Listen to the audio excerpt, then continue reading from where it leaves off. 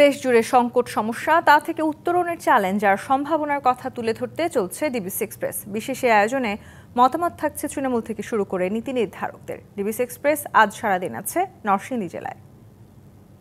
DBC নিউজের বিশেষ আয়োজন সিএসআরএম ডিবিসি এক্সপ্রেস আর সারাদিন ছিলাম নরসিংদী জেলায়। সেখানে তুলে ধরার চেষ্টা করেছি সাধারণ মানুষের যে সমস্যা, সেই সমস্যার সমাধান। এছাড়াও রয়েছে মাদক সহ নানা ধরনের অপরাধ কর্মকাণ্ডে আইন শৃঙ্খলা পরিস্থিতির কতটা উন্নতি হয়েছে সেসব বিষয় জানাতে আমাদের সঙ্গে যুক্ত আছেন নরসিংদী জেলা পুলিশ সুপার। কথা বলবো, জানার চেষ্টা করবো তার কাছ থেকে। স্বাগত আপনাকে সিএসআরএম ডিবিসি এক্সপ্রেসের। একটু যেতে চাই শুরুতেই মাদক নিয়ে, যেহেতু একদম মাঝখানটায় আপনাদের জেলাটা, তার পাশে নারায়ণগঞ্জ আছে, আরও বিভিন্ন জেলাগুলো আছে, আখাউড়া আছে, ব্রাহ্মণবাড়িয়ার। তো এই জায়গাগুলোতে আমরা যতটুকু শুনেছি বা জানতে পেরেছি, সাধারণ মানুষ বলছে যে এখানে মাদকের আঁকড়াটা বেশি, মাদক সেবী বেশি। এইটা নিয়ন্ত্রণ যেহেতু বন্ধ করা সম্ভব নয়, নিয়ন্ত্রণ কতটুকু করতে পেরেছেন, কতটুকু কাজ আপনারা চলমান রেখেছেন? জি, আপনাকে ধন্যবাদ। নরসিংদী জেলা পুলিশের পক্ষ থেকে আপনাকে শুভেচ্ছা জানাচ্ছি।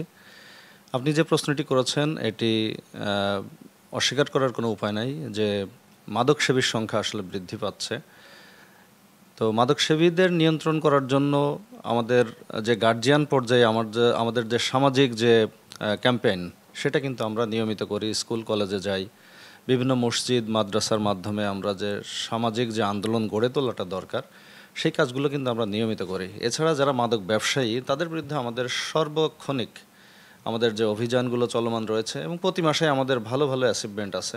এই যে মাদকের যে ভয়াল সবল, সেইটা থেকে সমাজকে নিয়ন্ত্রণের জন্য বাংলাদেশ পুলিশ এবং নরসিংদী জেলা পুলিশ বিশেষ করে আমাদের বিশেষ কিছু টিম আছে যারা মাদকের বিরুদ্ধে সবসময় কাজ করছে। আমাদের গোয়েন্দা বিভাগ কাজ করছে। তো এইটাকে নিয়ন্ত্রণের জন্য আমরা আমাদের সর্বাত্মক প্রচেষ্টা অব্যাহত রেখেছি এবং আমি আশাবাদী আমরা যে সামাজিক আন্দোলনটা গড়ে তোলার চেষ্টা করে যাচ্ছি এবং একই সাথে আমাদের আইন শৃঙ্খলা বাহিনীর যে কর্মতৎপরতা, সেটার মাধ্যমে আমরা এটা নিয়ন্ত্রণ করতে পারবো ইনশাল্লাহ। সন্ত্রাস চাঁদাবাজ নির্মূলে আপনারা কি কাজ করছেন বা কতটা চ্যালেঞ্জ পোহাতে হচ্ছে এই সমস্ত কাজের ক্ষেত্রে, আর সেক্ষেত্রে কতটুকু কমেছে সে বিষয়ে যদি?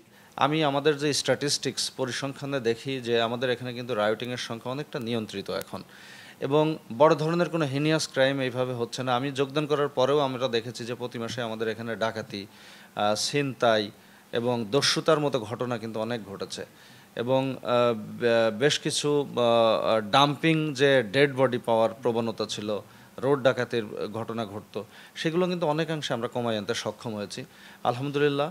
আমরা সবার সহযোগিতা পাচ্ছি, একই সাথে আমরা সবাই তৎপর রয়েছি এবং আমরা রাউন্ড দ্য ক্লক আমরা কিন্তু আমাদের হাইওয়ে সহ অন্যান্য যে সমস্ত এলাকা রয়েছে সেগুলোতে আমরা টহলের ব্যবস্থা করেছি।